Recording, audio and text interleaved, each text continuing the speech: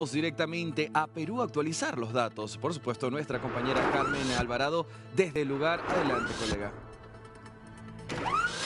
¿Cómo estás, Andy? ¿Cómo te va? Sí, vamos a actualizar la información en estos momentos en vivo, en directo desde la capital peruana.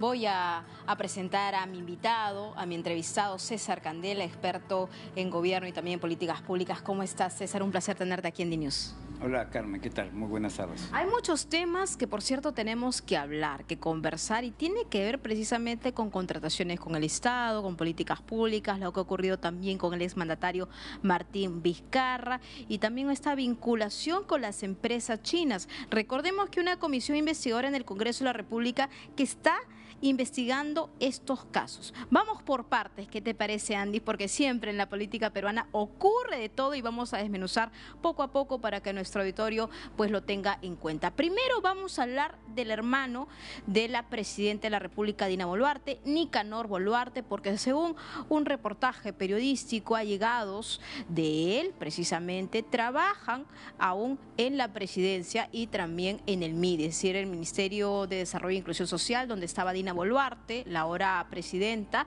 y que han tenido también suculentos contratos con el Estado, importante mencionarlo. Pero la gran pregunta aquí es, ¿esto genera sospechas, suspicacias? Y se lo pregunto directamente a un especialista como César Candela para que nos dé más luces al respecto. ¿Qué está pasando aquí o cuál es tu mirada en torno al caso del hermano de la presidenta? Bueno, para empezar, los vínculos, mientras que no sean familiares, no habría ningún problema, porque la ley de contratación pública, que es la que permite ejecutar el presupuesto y la que establece cuáles son los impedimentos, restringe la contratación si es que la persona es un funcionario público. En principio entiendo que el señor Nicanor no es un funcionario público. Si es que lo fuese y tuviese la facultad de decidir a quién contratar, sí tendría obviamente un conflicto de intereses de por medio. En realidad, estar vinculado a él o ser amigo de él no implica la comisión de un delito, ¿no? Aunque exactamente, no implica una comisión de delito, pero para muchos pues genera sospechas el hecho incluso que la mandataria en alguna oportunidad dijo que su hermana podía hacer lo que quería, lo que le plazca. Entonces... Perdón que me interrumpa, lo que yo recuerdo es que él podía reunirse con quien guste, ¿no? Y en realidad hay un tema ahí donde hay una división y una línea clara, ¿no? Siendo el hermano de la presidenta de la República, obviamente hay que tener cuidado de con quién te reúnes y de qué forma. Porque en principio, cuando uno ocupa un alto cargo tan emblemático e importante como el ser el presidente de la República o la presidenta en este caso, siendo el hermano hay que tener obviamente mucho tino y prudencia.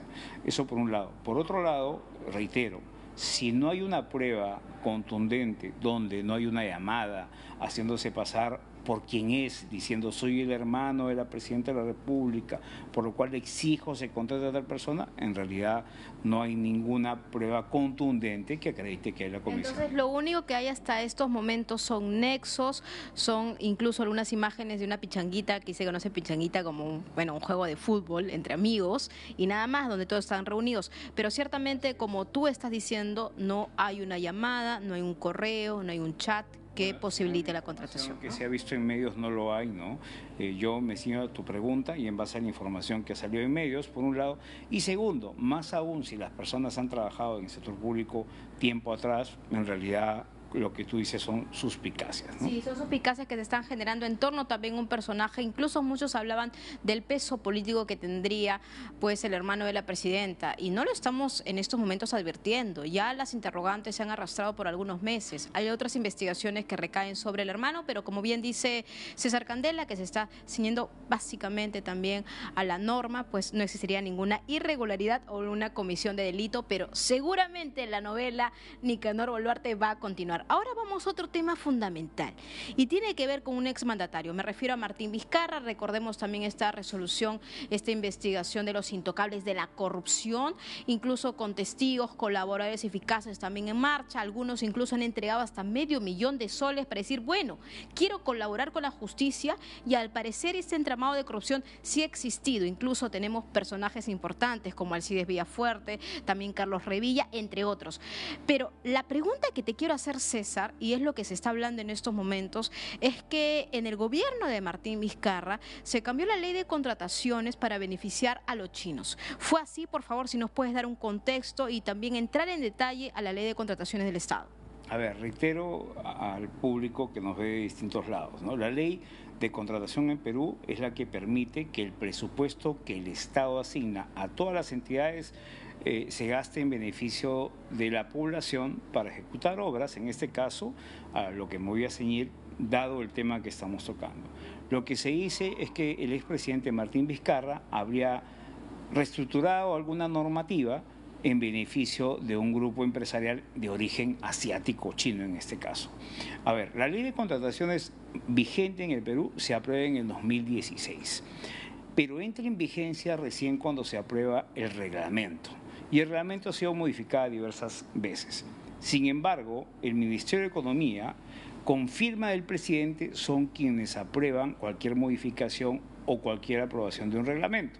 Así que políticamente acá hay dos responsables, el expresidente de la República y el exministro de Economía de aquel entonces. Desde mi punto de vista netamente legal, modificar las condiciones de un reglamento transgrediendo lo que dice la ley infringe un principio elemental en la contratación, la igualdad de condiciones para que competidores de distintos países de Norteamérica, Francia, Italia, Colombia, Chile, Argentina, de donde tú quieras, tengan la posibilidad de ofrecer sus posibilidades, sus ofertas al Estado peruano. Cuando se habla de traída de inversión china, ojo, hay que diferenciar el empresario chino que viene a construir con su dinero y el empresario que viene a ganarse el contrato para que el Estado peruano, ya sea ministerio, región o municipio, le pague para construir, que es el caso al cual nos estamos refiriendo. Al momento que se aprueba este reglamento, se hace una modificación en más de un artículo y muy sutilmente, en algo no fácil de interpretar porque para eso se estudia, se cambian las condiciones que permiten que cualquier postor o proveedor que quiera participar al momento de firmar un contrato tenga no solamente que dar una fianza, sino también tener otro fondo en el banco para dar una línea de crédito. En el 2020, cuando Martín Vizcarra era presidente de la República y se declara en marzo del 2020 el estado de emergencia por pandemia, hubo otras normas que modificaron y complementaron y fortalecieron estas condiciones para que, en este caso, las empresas chinas que venían a licitar puedan ser los únicos en el mercado de licitaciones. O sea, se allanó el camino para el empresario chino. Sí, ¿y por qué en este caso los chinos? Porque pueden haber sido otros tipos de empresarios de otros países. Porque en ese momento, en el Perú, solamente existía una banca extranjera que respaldaba a las empresas, que era la banca china, obviamente producto de ese crecimiento pues, que hemos visto en el mundo, que nadie cuestiona y nadie critica, porque todo el mundo, en un mundo globalizado y libre mercado, tiene derecho a crecer. Pero cuando tú como Estado marcas una condición, transcribiendo un principio elemental, que es la igualdad de condiciones, en perjuicio incluso de tus propios nacionales o connacionales, entonces ahí hay algo que no está bien.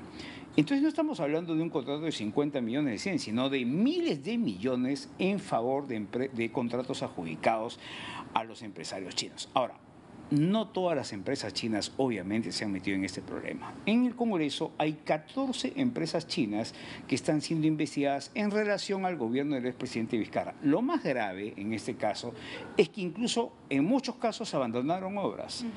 Y peor aún, subcontrataron a empresas nacionales dejando sin pago a las empresas. Mira, César, tú has comentado algo que yo he investigado ampliamente sobre esto último, ¿no? De que subcontrataron, tercerizaron empresas peruanas, les hicieron hacer parte del trabajo, no les pagaban ese dinero y luego de eso desaparecieron. Y es que acá pasa algo súper singular con las empresas chinas, la matriz y después los pequeños hijitos que comenzaron a aparecer, ¿no? Y de esa forma también comenzaron a estafar a las empresas peruanas. No, y mucho más grave ahí es usar dinero del Tesoro Público, ¿no? Que sale de los ingresos que el mismo Estado genera y de los impuestos de todo el Perú, para que al final abandonen las obras. Entonces la población espera el colegio, el hospital, o la carretera, o el gran puente, y al final, ¿qué pasó? el puente a la mitad, a la tercera parte, cobraron algunas la inicial de un pago importante, ¿no? Y chao, se quedaron las empresas nacionales con la maquinaria en la vía, ¿no? Las obras abandonadas y después, en meses siguientes, incluso un par de años, las empresas quebraron y sin las condiciones. Entonces, mira, así como el gobierno en plena pandemia dio una reactiva para que paguen las obligaciones del personal y proveedores, lo que no se generó fue el cambio de condiciones para permitir que las empresas nacionales también puedan participar y ganarse esos contratos. Eso es lo más importante. Las condiciones no se adecuaron. Entonces yo digo, oye, un momentito, ¿tú para quién gobiernas? ¿Para las empresas nacionales también? ¿O solamente para que se beneficien unas cuantas? Es cierto que ante el escándalo del caso Odebrecht y el caso del Club de la Construcción no habían empresas grandes que vengan a licitar.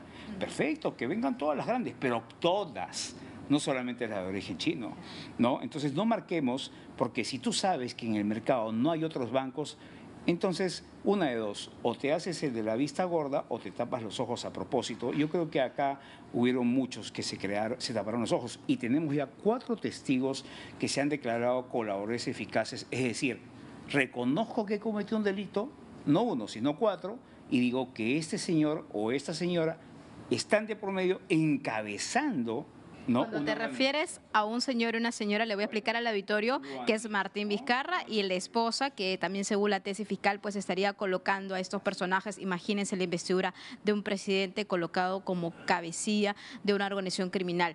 Tengo que cerrar, César, pero te pido por favor un comentario brevísimo, porque esto es muy importante. Los cambios en el gabinete ministerial, sobre todo el Ministerio de Economía, también el Ministerio de Energía y Minas, la proyección políticamente para los próximos meses.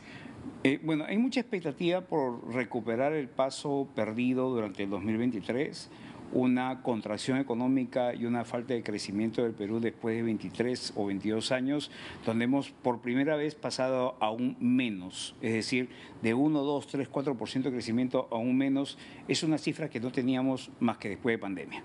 Entonces, obviamente eso ha generado 152.000 peruanos, según medios especializados en estos días, que se quedaron sin trabajo desde la formalidad, esto habla de los informales que la pasaron peor, y 650.000 pobres más.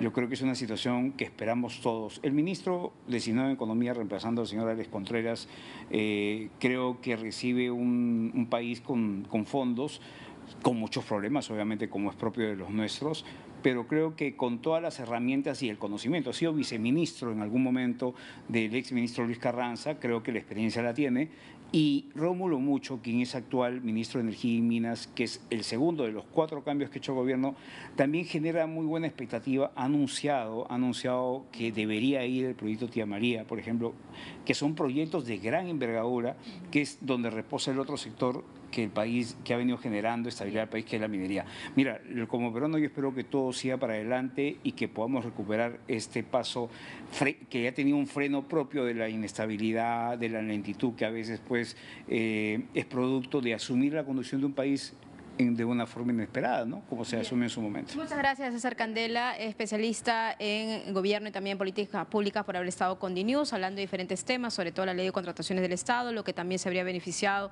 durante el gobierno de Martín Vizcarra, y por último también esa proyección que se está teniendo en el ámbito político con estos nuevos cambios en el gabinete ministerial, como el Ministerio de Economía y también el Ministerio de Energía.